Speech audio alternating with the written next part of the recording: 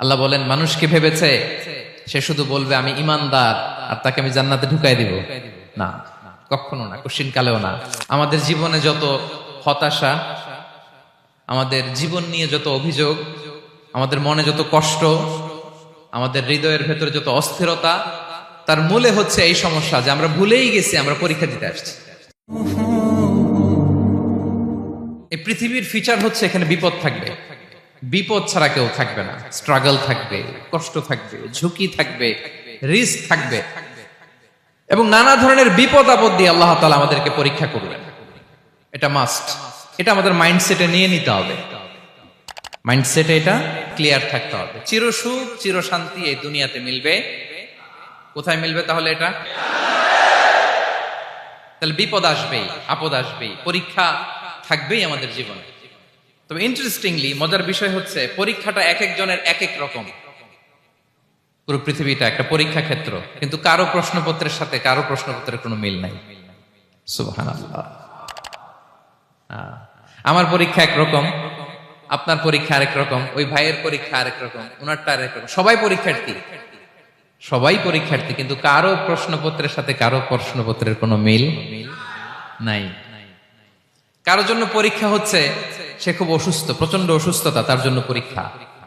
ক্যান্সারের রোগী, দুরারোগ্য ব্যাধি, ডক্টর বলছে 4th স্টেজে চলে আসছে, কয়েক মাস বাঁচতে পারে, এটা তার জন্য পরীক্ষা।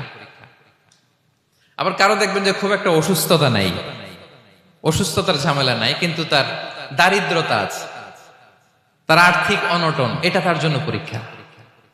আবার কারো দেখবেন অসুস্থতাও নাই, দারিদ্রতাও নাই, তার দাম্পত্য জীবনের সমস্যা আছে না নাই? অনেকের দেখবেন এগুলো কোনোটাই সমস্যা না, তার ছেলে কথা শোনে না, মাদকাসক্ত।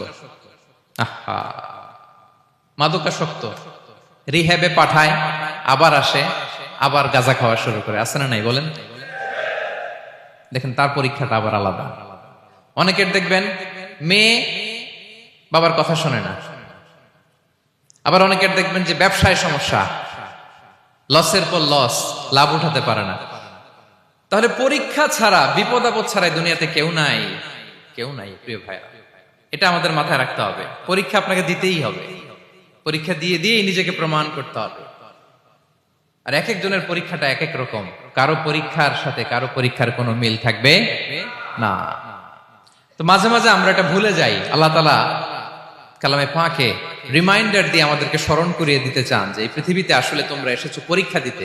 আমাদের জীবনে যত হতাশা, আমাদের জীবন নিয়ে যত অভিযোগ, আমাদের মনে যত কষ্ট, আমাদের হৃদয়ের ভেতরে যত অস্থিরতা, তার মূলে হচ্ছে এই সমস্যা যে আমরা ভুলেই গেছি আমরা পরীক্ষা দিতে আসছি। এটা যদি ভুলে না যান, এটা যদি আপনার মাইন্ডসেটে থাকে যে পুরো জীবনটা একটা পরীক্ষা, তাহলে দেখবেন কোনো কিছু আপনাকে কাবু করতে পারবে না। আপনি হতাশ হবেন না, জীবন নিয়ে আর অভিযোগ থাকবে না, আপনি ভেঙে পড়বেন না, সব অভিযোগ হতাশা দূর হয়ে যাবে। তারপর বুঝতে পারলাম পরীক্ষা আপনাকে দিতেই হবে। পরীক্ষা দেয়া ছাড়া এই পৃথিবী থেকে চলে যাওয়ার কোনো চান্স বা সুযোগ আমাদের কারো নেই। সূরাতুল আনকাবুতে আল্লাহ তাআলা এই কথাটা আরো চমৎকার ভাবে বলেছেন। আল্লাহ তাআলা ইরশাদ করছেন, আহাসিবান নাসু আইয়ুতরাকু আইয়াকুলু আমান্না ওয়া হুম লা ইফতানুন ওয়ালাকাদ ফাতান্নাল্লাযীনা মিন ক্বাবলিহিম ফালা ইয়া'লামান্নাল্লাহু আল্লাযীনা সাদাকু ওয়া লা ইয়া'লামান্নাল কাযিবিন। আল্লাহ বলেন মানুষকে ভেবেছে সে শুধু বলবে আমি ইমানদার আর তাকে আমি জান্নাতে ঢুকাই দিব।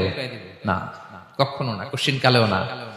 বরং পূর্ববর্তীকালে যারা পৃথিবীতে এসেছিল তাদেরকে আমি পরীক্ষা নিয়েছি, পরীক্ষা করেছি, এবং তাকেও ইমানের প্রশ্নে সে সত্যবাদী না মিথ্যাবাদী পরীক্ষা দিয়ে দিয়ে নিজেকে প্রমাণ করতে হবে। ঠিক কিনা বলেন? পরীক্ষা দিয়ে আপনাকে প্রমাণ করতে হবে। এবং এই পরীক্ষার ব্যাপারটা, এটা যে শুধু আমরা সাধারণ মানুষ আমাদের জীবনে দুঃখ বিপদ পরীক্ষা, এমনটা না। এই পৃথিবীর সবচেয়ে শ্রেষ্ঠ মানুষ যারা ছিলেন তাদেরকে আল্লাহ পরীক্ষা নিয়েছেন। Be a part of our vision. Do listen and share the khair.